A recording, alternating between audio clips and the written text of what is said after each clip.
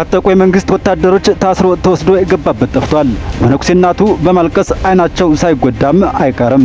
ዛሬ የምናስበው ወጣት ከጥቂት ወራት በፊት በልደታ ከፍተኛ ፍርድ ቤት የነ ዮሐንስ ቧያሌው ችሎት ቀን የእረፍት ሰዓት ላይ አንዲት ሰውነታቸውን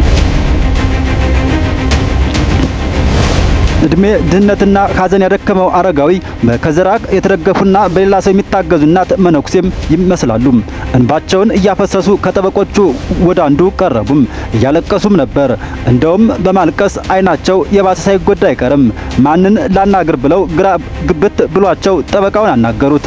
ልጃቸው የዛሬ ዓመት የካቲት 10 ቀን 2017 ዓ.ም በወታደሮች እንደተወሰደ አልተመለሰም።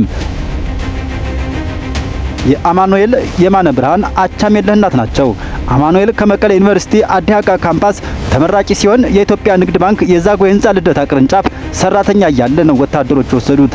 ለአረጋዊ እናቱ አንድ ልጅ ሲሆን አንድ ረዳትም ነበር።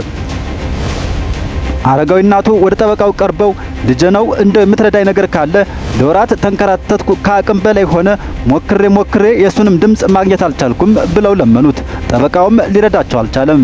አማኑኤል የማነ ብርሃን የቀድሞው የኢዜማ አባልና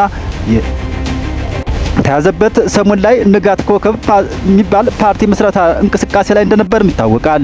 የዛሬ ዓመት ታስረው የት እንደገቡ ከማይታወቁ የአዲስ አበባ ወጣቶች መካከልም አንዱ ሆኗል። የብልጽግና ፓርቲ እንዲህ ያለውን ግፍ እየፈጸመ ራሱን እንደ ዲሞክራሲያዊ ፓርቲ ቆጥሮም ለምርጫ ተሰልፏል። አማኑኤል በፖሊስ በስርዓት ታስሮ ክስ አልተመሰረተበትም። የዛሬ ዓመት በታጠቁ የመንግስት ወታደሮች ታስሮ ተወስዶ የገባበት ጠፍቷል። ፍትህ በግፍ ለታሰሩ የአዲስ አበባ ወጣቶች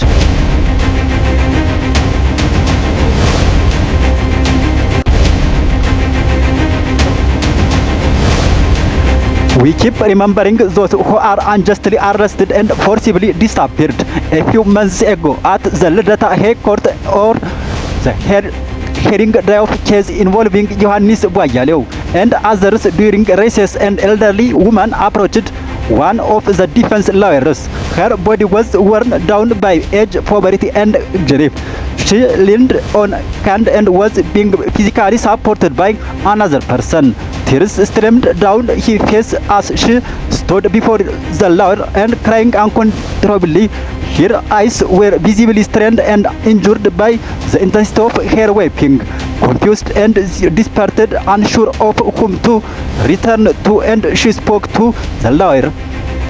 Her child, she said, had been taken by soldiers exactly 1 year ago on Yekatit 10, 2017 Ethiopian calendar or February 2025 and had never returned.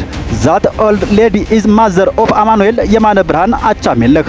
Amanuel is graduated from Mekelle University Adihaq campus.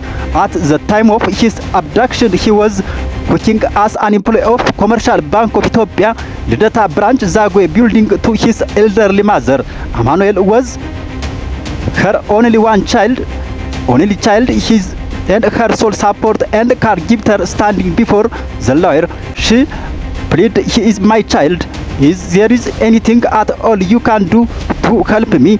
I have wondered for months. I have tried beyond my strength. I have searched and searched, but I have not even been able to hear a voice." The lawyer was obviously unable to help her mothers.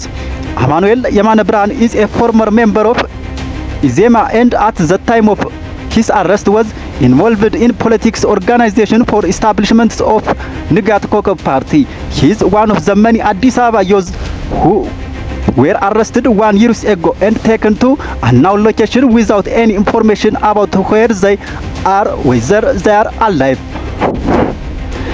The Prosperity Party, while committing abuse of this nature, presents itself as a democratic party and participating in election as a fake election. No charges were laid on Amanuel, neither court appearance nor disclosure of detention site occurred so far. We demand justice for Addis Ababa youths who have been detained through repression and injustice.